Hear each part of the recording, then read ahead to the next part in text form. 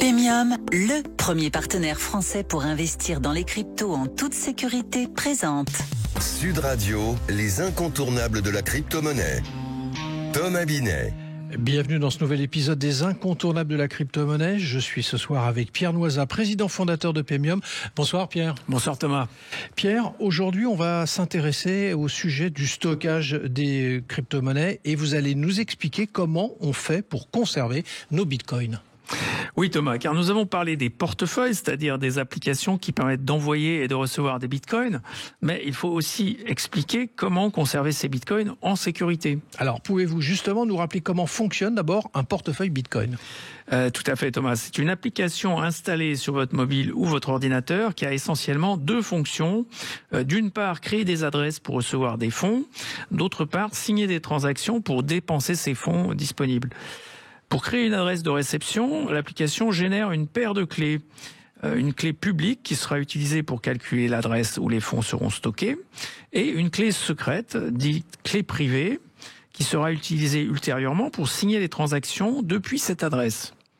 La clé publique est calculée à partir de la clé privée, mais à l'inverse, la connaissance de la clé publique ne permet pas de remonter à la clé privée. Alors vous nous dites qu'il ne suffit pas d'avoir un portefeuille sécurisé pour être en sécurité en fait. En fait, il s'agit plutôt de concilier sécurité et praticité. Pour cela, on peut utiliser deux types de portefeuilles, chacun correspondant à un niveau de sécurité différent. On distingue notamment le stockage dit à froid, cold wallet en anglais, pour une sécurité maximale, et le stockage à chaud, hot wallet en anglais, qui permet d'envoyer des fonds beaucoup plus facilement. Ce dernier type correspond au portefeuille qu'on veut utiliser pour les paiements du quotidien.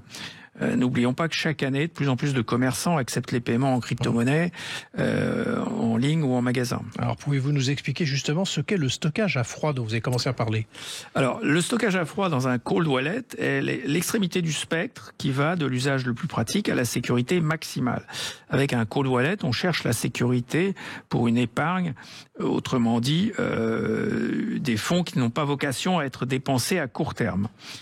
Dans ce cas, pour minimiser les risques de piratage, on évite que les fonds soient accessibles directement par une seule personne sur un ordinateur connecté à Internet. Du coup, Pierre, en pratique, ça veut dire quoi ?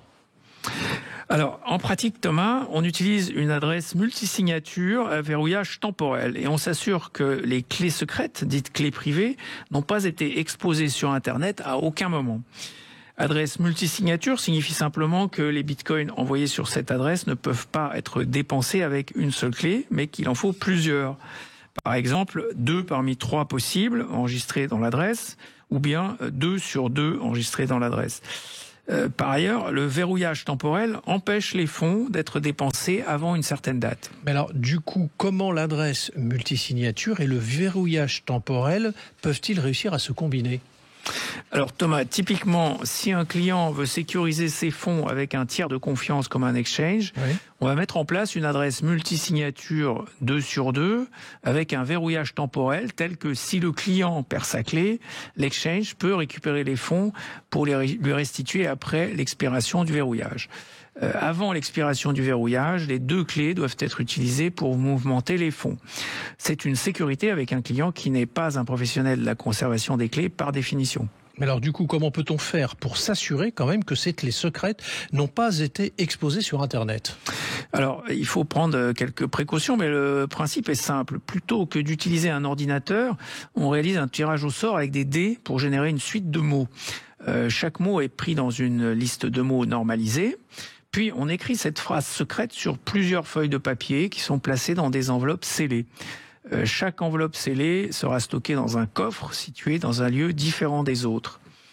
La phrase secrète permet de calculer une clé secrète et sa clé publique. On procède ainsi pour chacune des clés qui seront utilisées dans l'adresse multisignature. Et chaque coffre ne doit contenir évidemment qu'une seule clé, de sorte que s'il est ouvert par effraction ou détruit, les autres clés restent disponibles. Pour terminer, les clés publiques nécessaires sont réunies pour calculer l'adresse qui recevra les fonds. Merci Pierre pour vos explications techniques, parce que c'est un sujet technique, mais très complète. On vous retrouve mercredi prochain pour un autre numéro d'Oser Investir, les incontournables de la crypto-monnaie. Et pour ce qui me concerne, je vous retrouve avec grand plaisir dimanche matin dès 9h30 sur Sud Radio. Sud Radio, les incontournables de la crypto-monnaie. Thomas Binet. Avec Pemium, le premier partenaire français pour investir dans les cryptos en toute sécurité.